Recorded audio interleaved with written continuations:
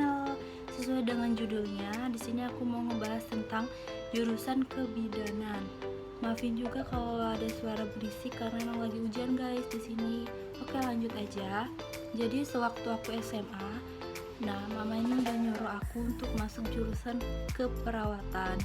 Terus itu selang beberapa bulan kemudian, mama ini nyuruh aku masuk ke bidanan, nggak jadi keperawatan karena emang saudara aku itu udah ada yang diperawat. Jadinya ya udah aku ikutin aja kan. Terus aku mencari nih fakultas mana yang sekiranya itu ada kebidanan. Akhirnya ada tiga fakultas, yaitu yang pertama Pancabakti, Malahayati, dan Poltekkes nih yang terakhir. Terus itu di Poltekkes ini itu fakultas negeri yang untuk kesehatan di daerah aku. Jadinya singkat cerita aku cari tahu nih tentang Poltekkes itu kayak mana. Terus juga kebetulan ada kakak tingkat aku yang sama di Poltekkes juga. Itu aku tanya, "Kak, sekiranya enak gak sih masuk di sana gitu kan? Kayak mana cara masuknya, terus juga dosen-dosennya kayak mana, habis itu bakalan jadi apa nantinya." Pokoknya aku cari-cari tahu gitu kan, karena kita kuliah itu untuk kerja nantinya, nggak langsung kuliah terus kita langsung nganggur, nggak dong kan. Jadinya dijelasin secara detail banget, karena kebidanan ini dek kamu harus bener-bener hilangin rasa takut kamu, karena emang di kebidanan ini menjelaskan tentang perdarahan pada ibu bersalin, terus perdarahan pada ibu nifas dan lain-lainnya.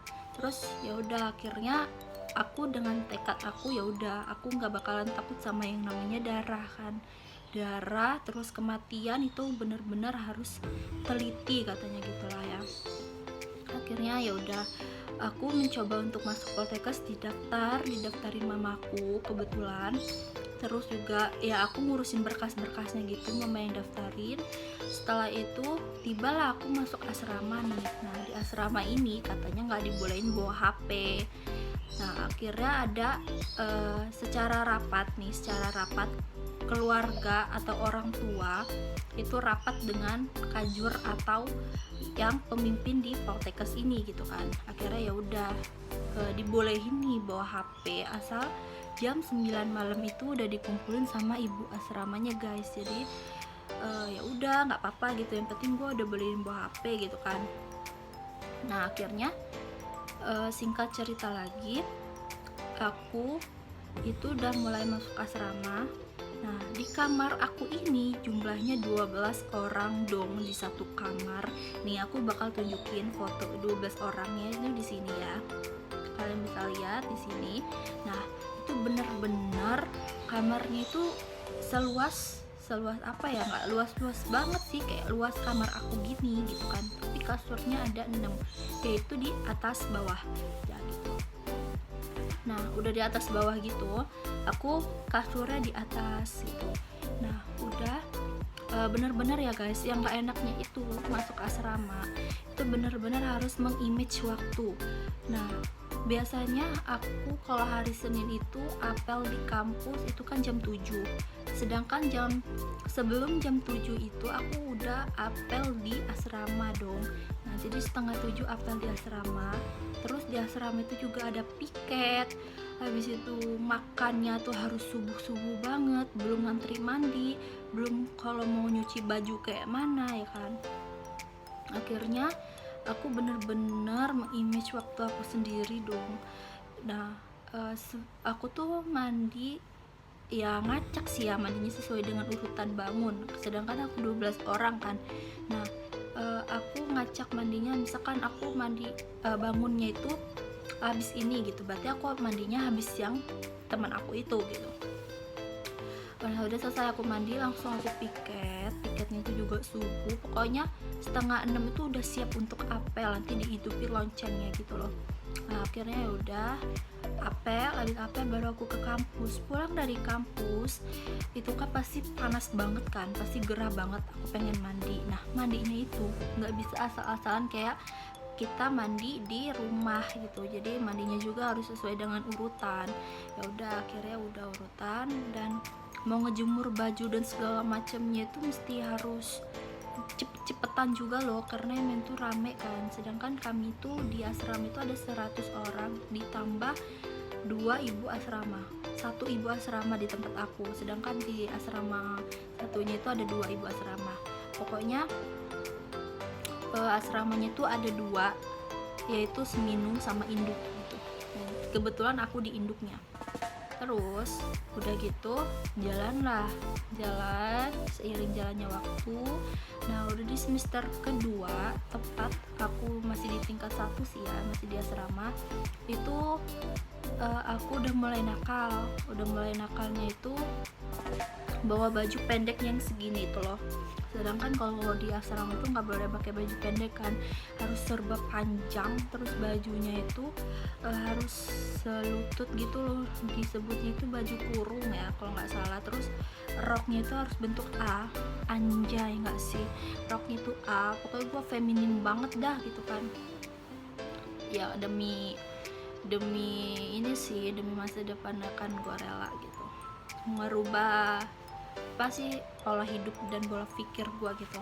Karena ya udah, nah seiring jalannya waktu juga, waktu gue di asrama itu ada sedihnya, ada senangnya, karena di situ tuh gue bener-bener mempunyai temen yang bisa diajak curhat, terus juga bisa ngerti kita gitulah intinya ya. Terus juga kalau di jurusan kebidanan ini nih ada ujian praktek guys. Jadi ujiannya itu ada 3, yaitu UTS, UAS, sama UAS praktek. Nah UAS praktek ini kita bener-bener tatap muka sama dosen ya, harus bisa tanpa ngeliat teks gitu loh. Wah gila sih itu, waktu aku semester pertama itu bener-bener ujian prakteknya kayak gini gitu kan. Aku baru kaget gitu loh, karena semua dosen itu kan moodnya beda-beda kan, ada yang bagus banget, ada yang jelek banget gitu. Alhamdulillahnya aku selama ujian praktek ini dapet dosen itu yang baik-baik semua, alhamdulillah ya Allah, bersyukur banget. Nah habis itu yang enaknya itu kita bisa tahu caranya menggendong bayi, terus memandikan bayi. Habis itu tahu nih cara ngelahirin yang benar itu kayak mana. Terus teknik untuk menyusui pada bayi itu aku juga udah pernah tahu. Enaknya juga masuk di kebidanan itu kita bisa kenal atau bisa lebih akrab sama masyarakat sekitar, itu yang lebih enak sih ya. Nah di sini aku mau kasih tahu kalian, aku menggendong bayi di sini, terus aku mandiin bayi, memakaikan bayi, baju bayi itu.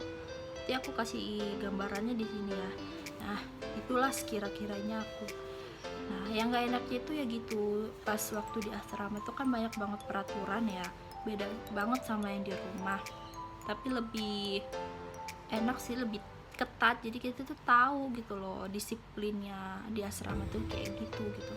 Karena seiring berjalannya waktu juga aku udah di tingkat 2, yaitu di semester 4. Nah sekarang aku lagi menjalani semester 4, ingin naik semester 5 karena pandemi corona ini. Jadi kuliah aku udah libur, bukan udah libur sih, diliburin itu selama 4 bulan. Jadi kayak bulan Maret, April, Mei, Juni, udah hampir 4 bulan loh guys aku libur. Wah gila sih ini mah.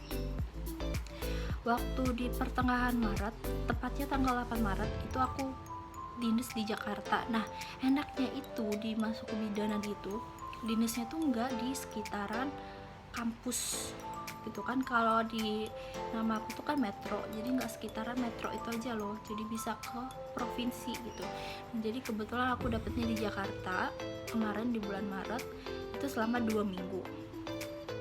Terus itu selama 2 minggu itu di sini aku bakal kasih juga jalan-jalan aku, nggak jalan-jalan sih sebenarnya, kayak apa ya, kayak jalan-jalan sembari belajar gitu. Nah jadinya ya udah diundur karena ada pandemi corona, padahal tinggal seminggu lagi aku dinas dan diundur. Ya Allah, sumpah rasanya tuh sakit banget gitu kan. Akhirnya ya udah aku libur, dan ini bentar lagi masuk di bulan Juli, semoga aja nggak diundur lagi, jangan sampai, karena aku udah bosen banget, parah, udah pusing, bukan pusing sih, bosen gitu di rumah, karena ya kita libur tapi nggak dibawain kemana-mana, itu rasanya gimana sih guys, pasti stres, pasti pusing banget ya kan. Nah, akhirnya yang gak enaknya juga itu kita ngumpul sama teman-teman kita yang di SMA itu sedikit, nggak banyak waktunya, beda sama kayak waktu kita di SMA itu kan.